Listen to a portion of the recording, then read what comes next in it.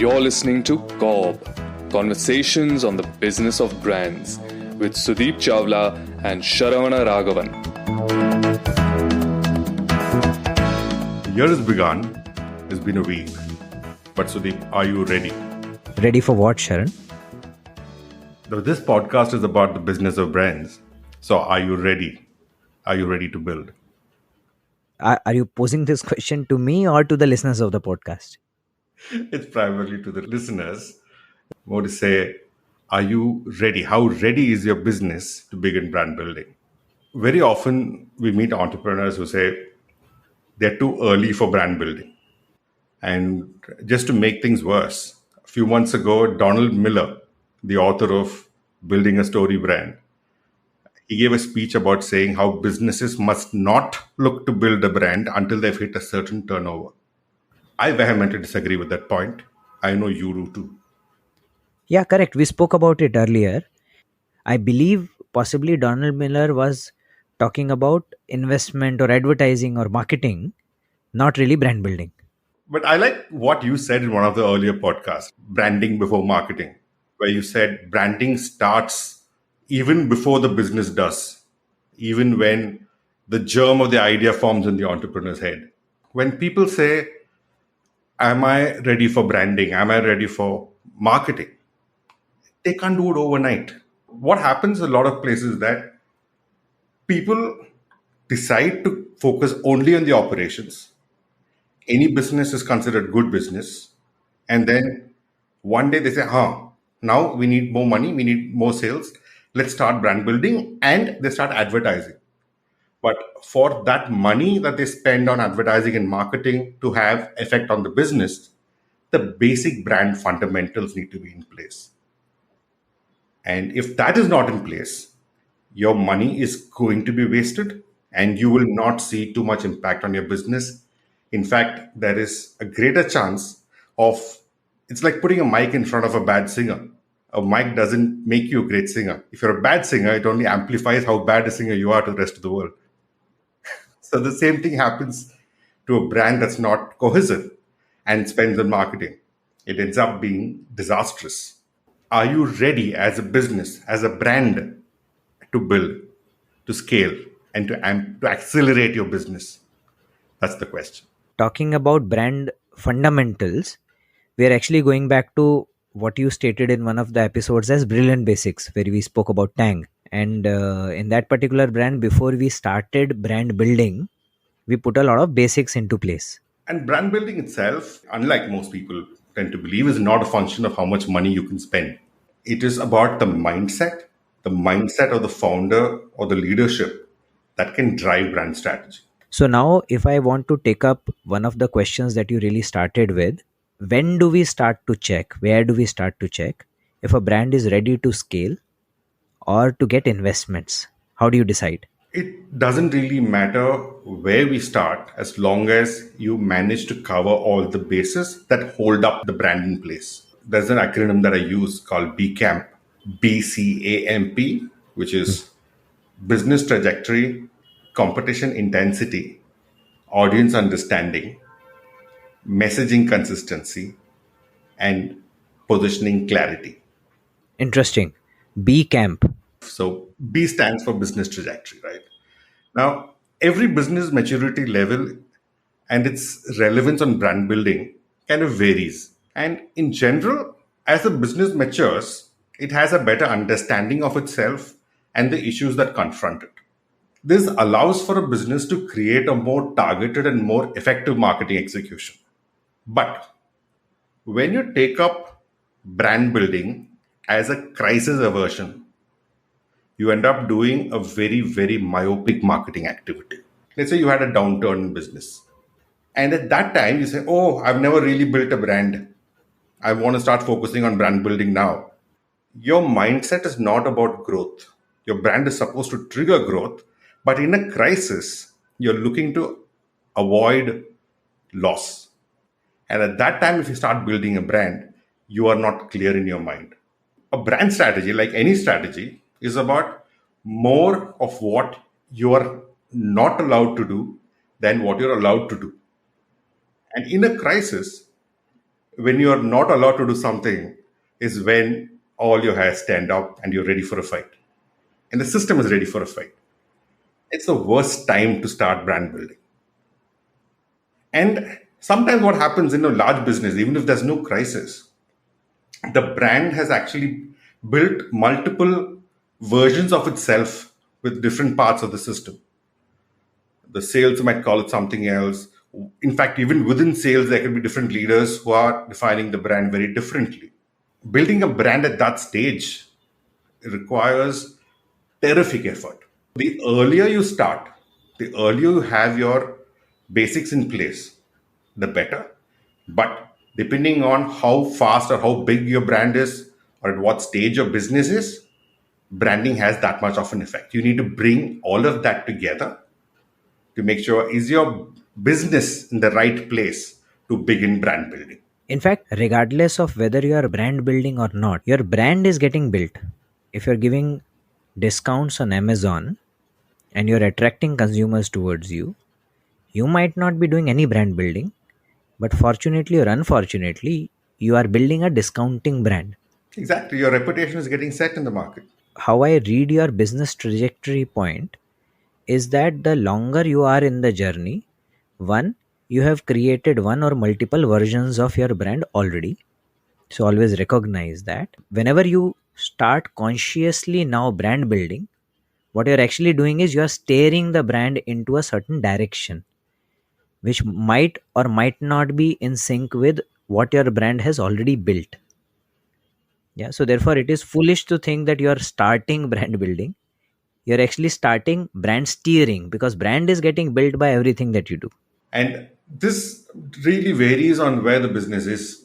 And sometimes what happens is if a business has gone on for quite a while, the brand is almost irrevocably damaged. Fair, it makes sense. What's the next one? C, competition intensity. At the end of the day, game theory has its place. What your competitors do and say affect your brand one way or the other.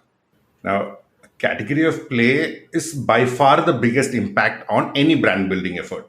High competition means low effectiveness to start with for your efforts, and reduced competition can even indicate the need for customer education and sometimes even a non lucrative opportunity.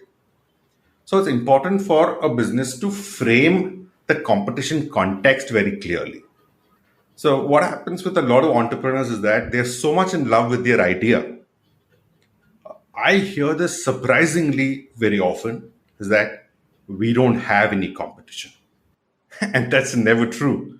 Consumers have not been waiting around for you to come and solve their problems. They're solving it one way or the other. What you're offering is a better solution. So, what is your competition frame of reference? You need to understand that first. And once you've chosen your category, you've chosen your competitors you're going to take on, then it helps you set your marketing objectives very clearly. And without marketing objectives, we've spoken about this also before, to say if you don't have an objective, you don't know what you're doing with your marketing money, with your advertising money. So you need clarity. And this competition intensity or the competition framework tells you where your business is going to come from. I think it makes sense. Framing your competition is critical. Knowing your relative positioning is also critical, because before you get to advertising or before you get to communicating your positioning vis-a-vis competition, it is a significant input into your branding itself. How you define your brand, what are the kind of values, attributes, benefits you associate with your brand, such that you get advantage against competition, becomes a significant part of your branding. And the clearer you are there, you will be able to communicate it more effectively.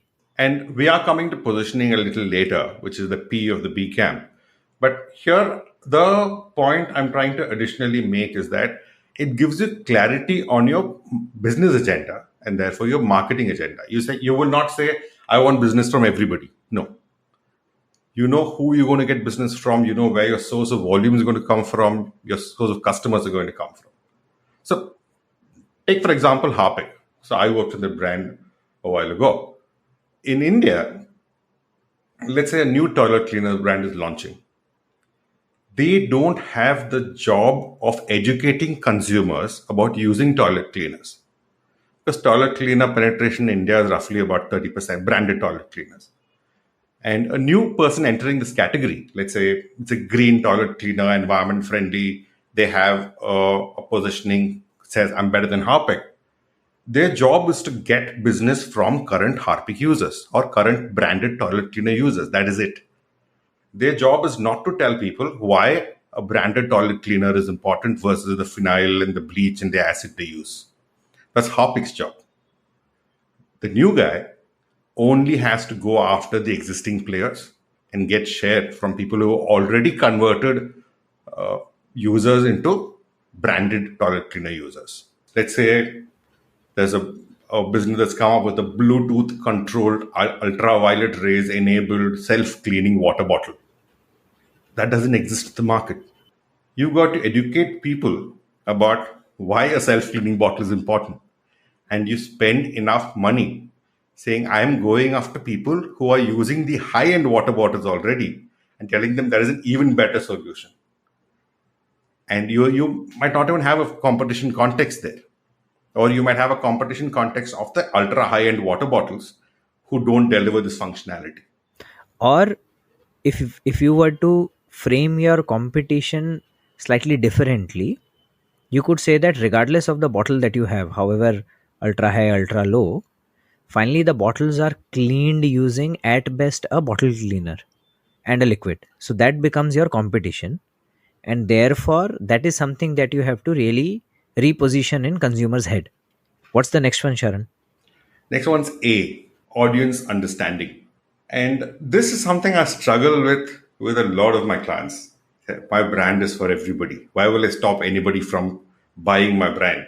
So one thing that we tell everybody who we come across is that if a brand tries to be everything to everybody, it is sure to end up as meaning nothing to anybody. Without a brand strategy in place, and the sales team is possibly selling it to anybody who will buy, there is severely detrimental signs in the long run because you have tough time deciding who you're building the brand for because each consumer is going to react very differently.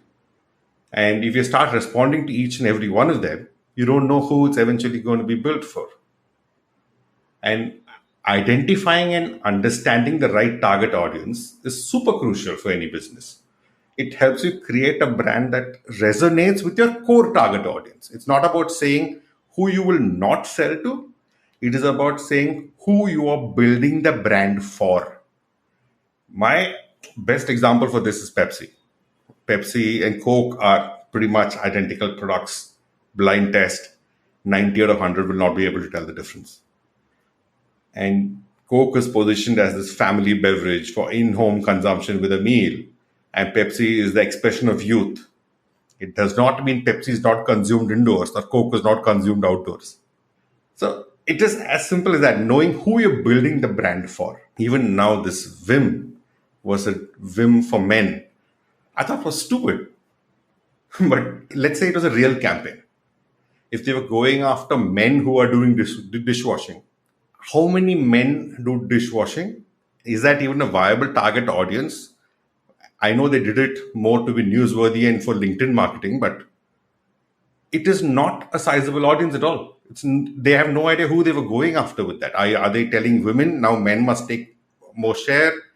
Who are they talking to? It doesn't make sense. There's no quantifying of the audience. There's no signaling of the audience. But the exact opposite of that is Fair and Handsome for me. When they launched in 2006, 2005, I thought that was capturing the male fairness cream market, or rather creating it when people were just shy about it.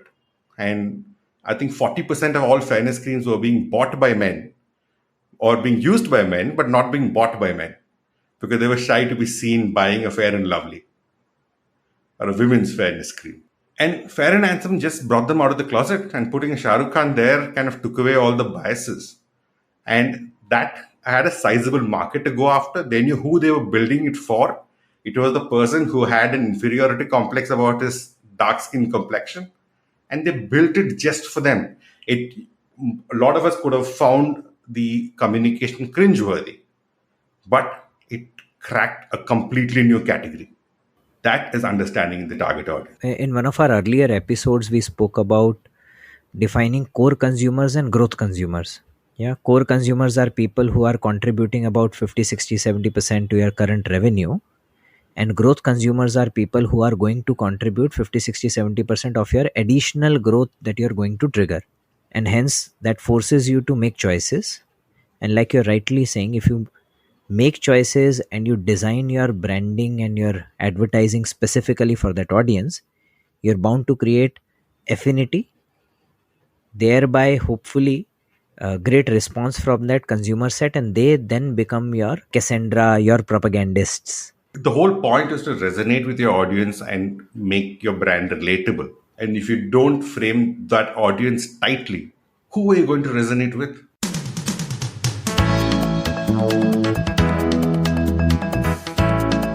You're listening to COB, Conversations on the Business of Brands.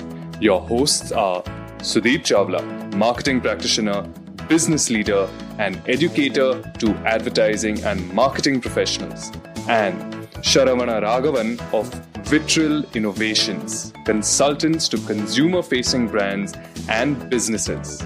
For more information, go to copcast.net. If you find this podcast helpful, please help us by telling your friends and rating us.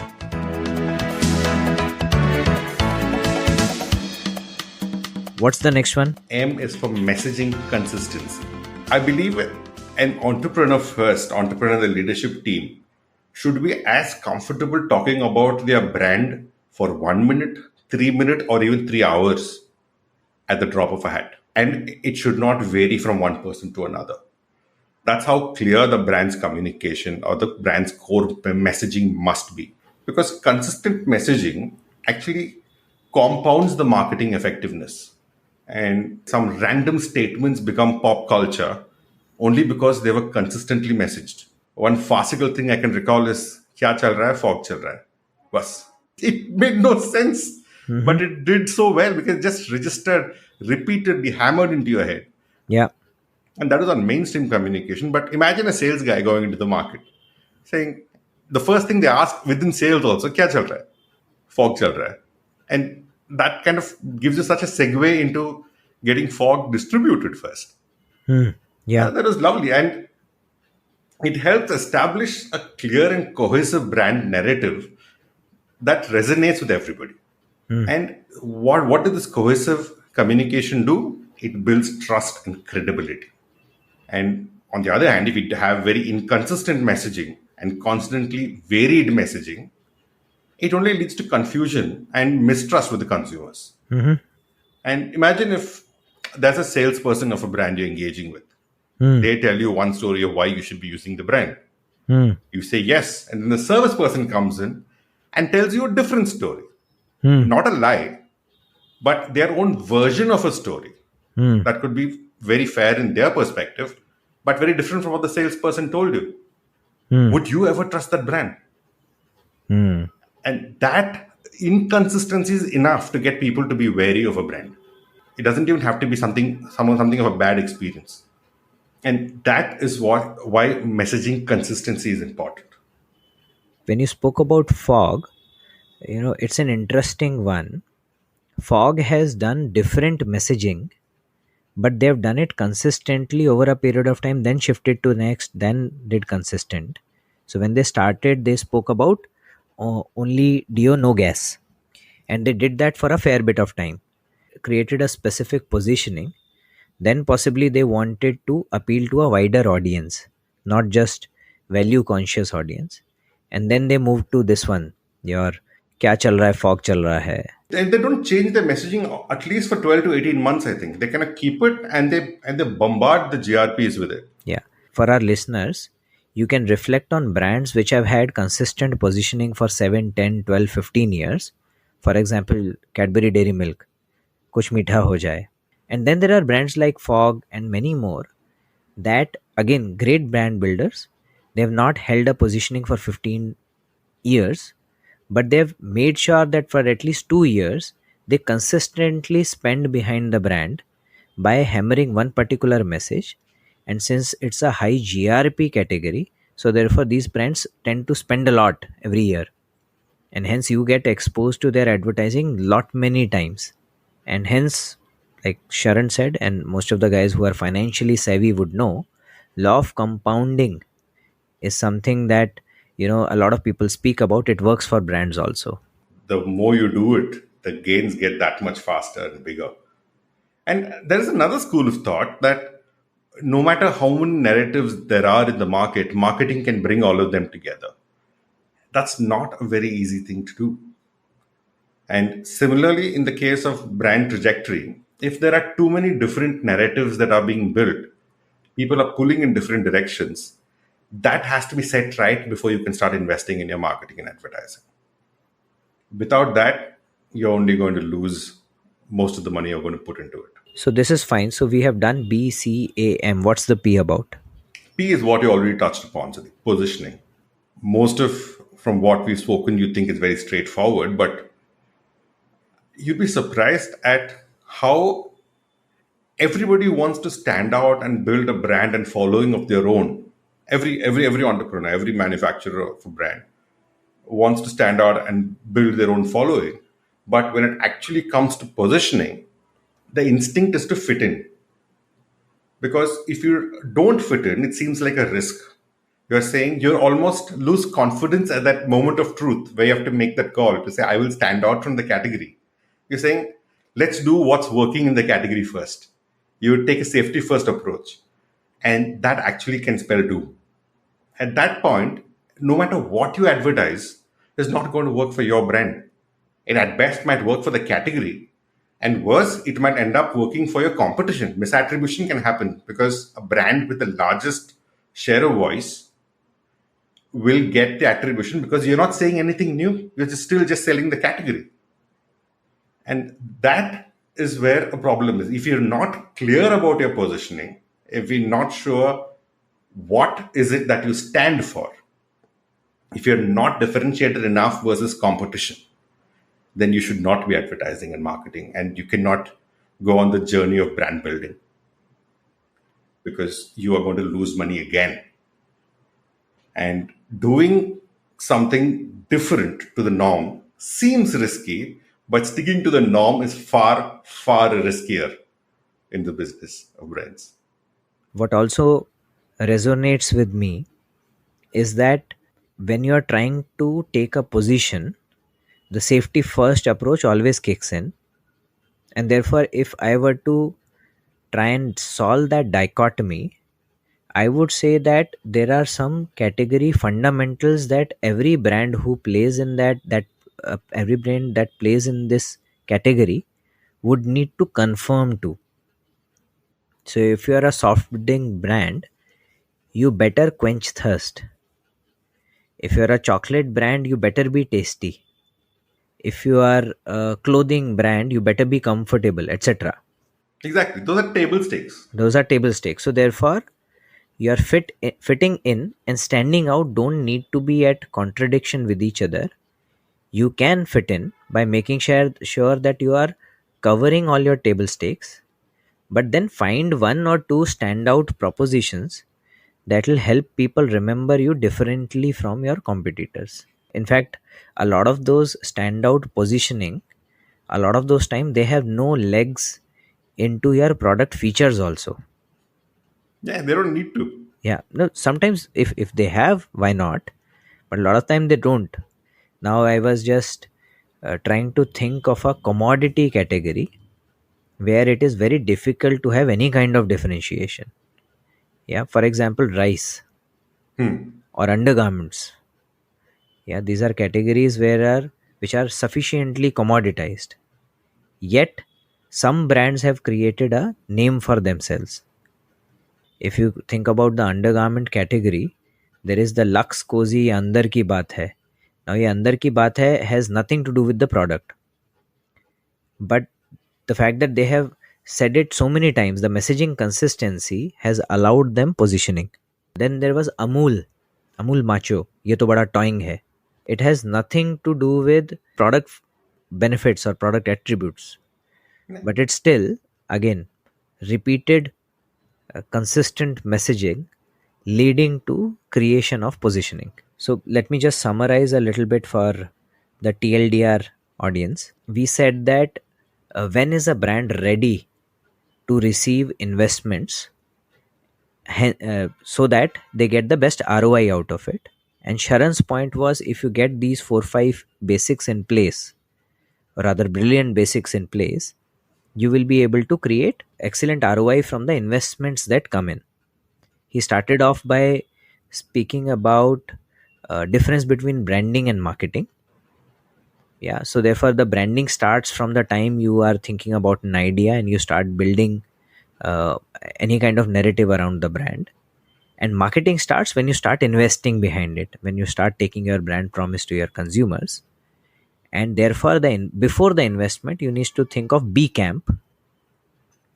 BCAMP. B stands for business trajectory, where we spoke about the fact that you need to start thinking about branding from the time even before your business has started. The more late you are in your business trajectory, it becomes very difficult to steer your brand towards a particular branding. And by that time, whether you deliberately create it or not, your brand has created some kind of imagery in consumer's head. And therefore the business would have to work so much harder to correct it in the direction that you want to take it to. Judge which part of business trajectory are you at, and that will tell you what is the kind of effort you would need to put in. The second part was competition intensity. You need to be clear, who are you competing with, what is your relative advantage against them, and so therefore that will also tell you what is the kind of effort that you will need to put in to make sure that you stand out against the rest of the competitors. The third bit was audience understanding, where Sharan made a specific point that too often we steer clear from making sharp choices of our audience, and we get greedy where we want to sell to everybody. And therefore always remember, if you are not selling to one TG, if you are selling to everyone, you are selling to no one. Second last point was around messaging consistency, where we invoked the law of compounding, and we said that the more you repeat a message, the better chances you have of getting ROI against it. On messaging consistency, we also spoke about the fact that there have been brands which have repeated the same message over and over again for decades.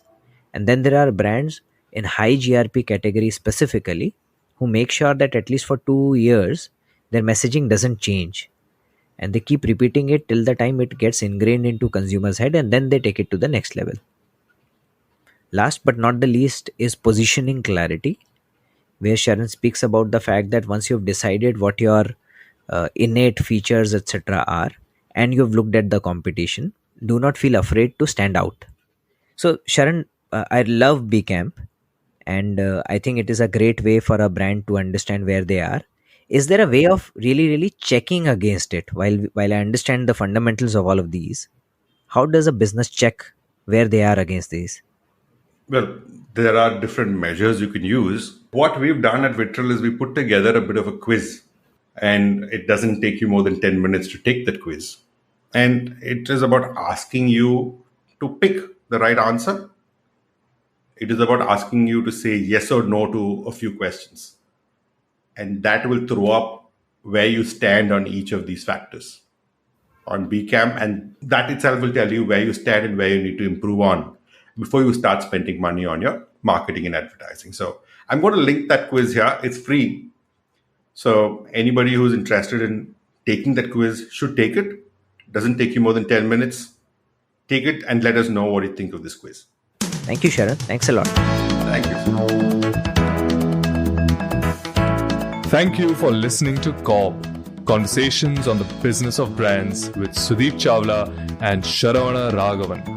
Subscribe and learn more at cobcast.net. That's COBBCAST.net.